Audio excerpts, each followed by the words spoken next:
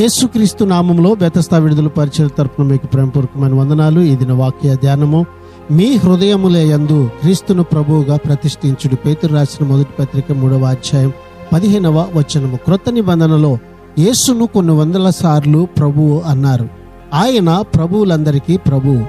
యేసు జననమునకు ముందు పరలోకములో నుండి దూత వచ్చి ఈ రీతిగా అంటుంది, దావీదు పట్టణమందు నేడు రక్షకుడు మీ కొరకు పుట్టి ఉన్నాడు, ఈయన ప్రభు అయిన క్రీస్తు అని. అవును, క్రీస్తు అందరికీ అంతటికీ ప్రభువే.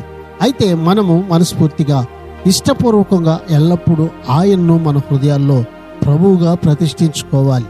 యేసుక్రీస్తు దేవుడు అయి ఉన్నందువల్లనే ఆయన ప్రభువుగా ఉండగలడు. ఈ ప్రభువును మన హృదయాల్లో ప్రభువుగా ప్రతిష్ఠించుకుంటే, ఆయన ఏలుబడికి మనలను మనము అప్పగించుకుంటే ఉన్నతమైన దీవెనను, ఆశీర్వాదమును మనము పొందుకోగలుగుతాము. ప్రార్థన.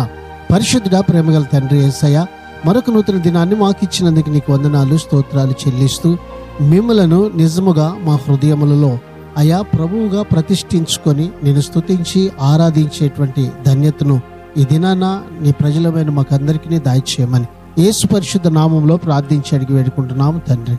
ఆమెన్.